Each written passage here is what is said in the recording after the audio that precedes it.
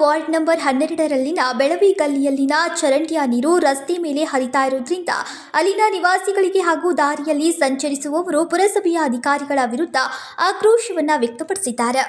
ರಸ್ತೆ ಮೇಲೆ ಹರಿಯುವ ಚರಂಡಿ ನೀರು ಹಲವು ರೋಗ ರುಜಿನಗಳಿಗೆ ಹರಿದಾರಿಯಾಗಿದೆ. ಕೊಳಚೆ ನೀರಿನ ಮೇಲೆ ಶಾಲಾ ಮಕ್ಕಳು, ಮಹಿಳೆಯರು, ವಯೋವೃದ್ಧರು ನಿತ್ಯ ಓಡಾಟ ಮಾಡಬೇಕಾದ ಪರಿಸ್ಥಿತಿ ನಿರ್ಮಾಣವಾಗಿದೆ. ರಸ್ತೆಯ ಪಕ್ಕದಲ್ಲಿನ ಸಾರ್ವಜನಿಕ ಶೌಚಾಲಯ ಸ್ಥಿತಿಗತಿ ನೋಡಿದ್ರೆ ಅಲ್ಲಿಗೆ ಹೋಗೋಕೆ ಜನರು ಹಿಂಜರಿತಾ ಇದ್ದಾರೆ.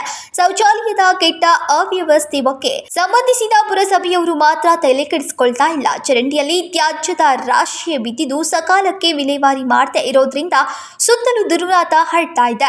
ಚರಂಡಿಯನ್ನ ಸ್ವಚ್ಛಗೊಳಿಸಬೇಕು ಹಾಗೂ ರಸ್ತೆಯನ್ನ ಸರಿಪಡಿಸಬೇಕು ಎಂದು ಸಾರ್ವಜನಿಕರ ಆಗ್ರಹವಾಗಿದೆ.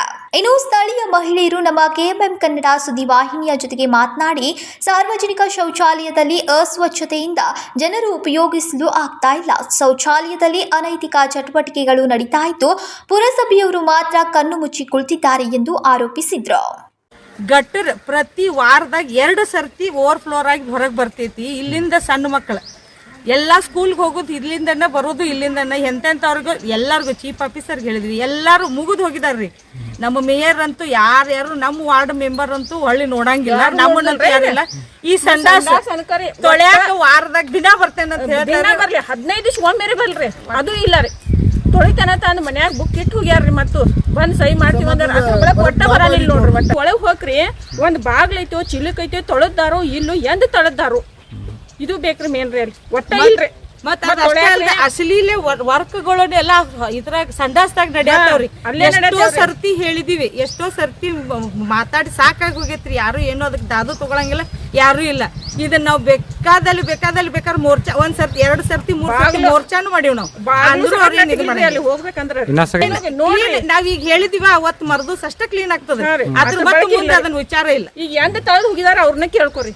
ಕರ್ನಾಟಕ ನವನಿರ್ಮಾಣ ಸೇನೆಯ ಹುಕ್ಕೇರಿ ತಾಲೂಕಾ ಘಟಕದ ಅಧ್ಯಕ್ಷ ಸುನೀಲ್ ಪಾಟೀಲ್ ಮಾತನಾಡಿ, ಚರಂಡಿ ಸ್ವಚ್ಛಗೊಳಿಸದೇ ಇರೋದ್ರಿಂದ ರಸ್ತೆಯಲ್ಲಿ ಸಂಚಾರಕ್ಕೂ ತೊಂದರೆ ಉಂಟಾಗ್ತಾ ಇದೆ. ಪುರಸಭೆಯವರ ಕ್ರಮ ಕೈಗೊಳ್ಳಬೇಕು ಎಂದರು. ಇದು ಸ್ಕೂಲ್ ಮಕ್ಕಳಿಗೆ ಹೋಗಕ್ಕೆ ಭಾಳ ತೊಂದರೆ ಆಗೈತಿ. ಯಾಕಂದ್ರೆ ಗಟ್ರುಗಳು ಡೈಲಿ ವಾರದಾಗ 2 ಸಲ ಬ್ಲಾಕ್ ಆಗ್ತೈತಿ. ಇಲ್ಲಿ ಎಲ್ಲ ಸ್ಕೂಲ್ಗಳು ಕರೆಂಟ್ ಆಗ್ತೈತಿ. ಈ ಕಡೆ CBSE ಸ್ಕೂಲ್, SDVS ಸಂಘ ಪೂರ್ಣ ಇಲ್ಲಿಂದ ಮಕ್ಕಳು ಹೋಗ್ತಾರೆ. ಮತ್ತು ಈ ಕಡೆ ಬರುವಾಗ ಈ ಕಡೆ ಕನ್ಯಾ ಸ್ಕೂಲ, ಮರಾಠಿ ಶಾಲಾ, ಈ ಕಡೆ ಸ್ವಾಮಿ ವಿವೇಕಾನಂದ ಶಾಲೆಗೆ ಈ ಕಡೆಯಿಂದ ಎಲ್ಲ ಮಕ್ಕಳು ಹೋಗ್ತಾರೆ. ಇಲ್ಲಿ ಸಮಸ್ಯೆ ಏನಾಗಿದೆ, ಅಧಿಕಾರಿಗಳಿಗೆಲ್ಲ ಹೇಳಿದಾರೆ, ಸ್ಥಳೀಯರೆಲ್ಲ ಹೇಳ್ರಿ ಆಗಿನ ಪೂರ್ತಿಗೆ ಆದಷ್ಟು ಮಾಡ್ತಾರೋ. ಮಸ್ಟ್ ನೆಕ್ಸ್ಟ್ ಡೇಯಿಂದ ಅದೇ ಪ್ರಾಬ್ಲಮ್ ಐತೆ. ಇದೆಲ್ಲ ಬ್ಲಾಕ್ ಆಗೋದ್ರಿಂದ ಕಟ್ ಮಾಡಿ ಯಾವಾಗ ಮಳೆ ಬತ್ತು ಇದಾಗಿತ್ತಲ್ಲ, ಅವಾಗಿನ ಬ್ಲಾಕ್ 2 ವರ್ಷದಿಂದ ಆಗಿತ್ತಲ್ಲ, ಅವಾಗಿಂದ ರಿಪೇರಿ ಯಾರು ಮಾಡೋಂಗಿಲ್ಲ. ಇವ್ರು ಯಾರು ಸ್ಥಳೀಯರು ಒತ್ತಾಯ ಮಾಡಿದಾಗ ಒಂದು 5-10 ಮಿನಿಟ್ ಒಂದು ದಿನ ಬಂದು ಮಾಡಿ ಹೋಗ್ತಾರೆ. ಅದಕ್ಕೆ ಟಾಯ್ಲೆಟ್ದಾಗ ಒಂದು ಏನು ಕ್ಲೀನಿಂಗ್ ಇಲ್ಲ, ಏನಿಲ್ಲ. 10 ದಿವಸ ಸ್ವಚ್ಛ ಮಾಡಂಗಿಲ್ಲ, ಏನೂ ಮಾಡಂಗಿಲ್ಲ. ಮತ್ತು ಇಲ್ಲಿ ಅಶ್ಲೀಲ ವ್ಯವಹಾರಗಳು ನಡೀತಾವ ಇಲ್ಲಿ ಹೆಣ್ಮಕ್ಳು ಹೇಳ್ತಾ ಇದ್ದಾರೆ. ಅದಕ್ಕೆಲ್ಲ ಬ್ರೇಕ್ ಹಾಕಬೇಕು. ಮತ್ತು ಸಾಲಿ ಹೋಗೋ ಹುಡುಗರಿಗೆ ಏನೂ ಸಮಸ್ಯೆ ಆಗಬಾರ್ದಂಗೆ ಅಧಿಕಾರಿಗಳು ಮಾಡಿಕೊಡ್ಬೇಕಂತೆ. ಕೊಳಚಿ ನೀರೆಲ್ಲ ಗಟ್ಟರಿಂದ ಮ್ಯಾಗ ರೋಡ್ ಮ್ಯಾಗ ಬರೈತಿ. ಹಿಂಗಾಗಿ ರೋಡ್ ಹಾಳಾಗೈತಿ. ಇದರಿಂದ ಭಾಳ ಸಮಸ್ಯೆ ಆಗೈತಿ. ಇಲ್ಲಿ ಯಾರು ಹುಡುಗರು ಹೋಗ್ಬೇಕಂದ್ರೆ ಮೂಗು ಮುಚ್ಕೊಂಡು ಹೋಗುವಂಥ ಪರಿಸ್ಥಿತಿ ಐತಿ. ಇಲ್ಲಿ